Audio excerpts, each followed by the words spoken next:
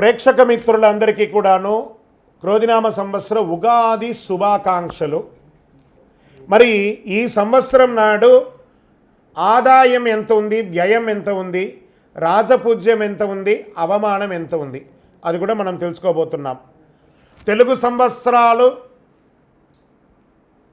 60 సంవత్సరాలలో ఈ సంవత్సరం 38వ సంవత్సరంగా క్రోధినామ సంవత్సరం ఏప్రిల్ 9 మంగళవారం నాడు ఉగాది ప్రారంభమైంది.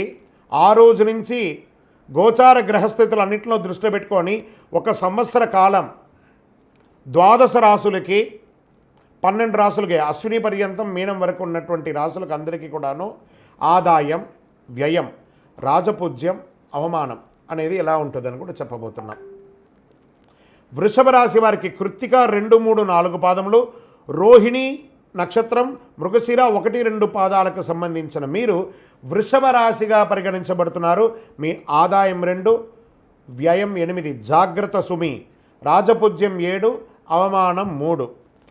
ఆదాయం అంటే సంపాదన, వ్యయం అంటే ఖర్చు, రాజపూజ్యం అంటే గౌరవం, అవమానం అంటే మీకు తెలుసు, ఇంక మేము దాని గురించి డిస్క్రిప్షన్ చేయక్కర్లేదు.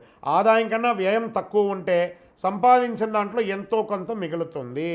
ఆదాయం కన్నా వ్యయం ఎక్కువ ఉంటే సంపాదించిన దానికన్నా ఖర్చులు ఎక్కువ ఉంటుంది.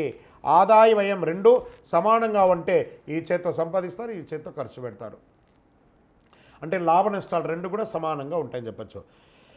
రాజపూజ్యం కన్నా అవమానం తక్కువ ఉంటే మిమ్మల్ని తిట్టేవారికన్నా గౌరవించేవారు ఎక్కువ ఉంటారు. రాజపూజ్యం కన్నా అవమానం ఎక్కువ ఉంటే మిమ్మల్ని పొగిడేవారికన్నా తిట్టేవారి సంఖ్య ఎక్కువ ఉంటుంది. రాజపూజ్యం, అవమానం సమానంగా ఉంటే గౌరవము, అవమానము 2 ఈక్వల్గా ఉంటుంది.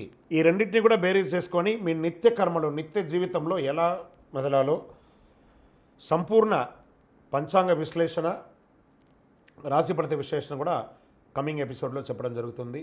విజయోస్తు.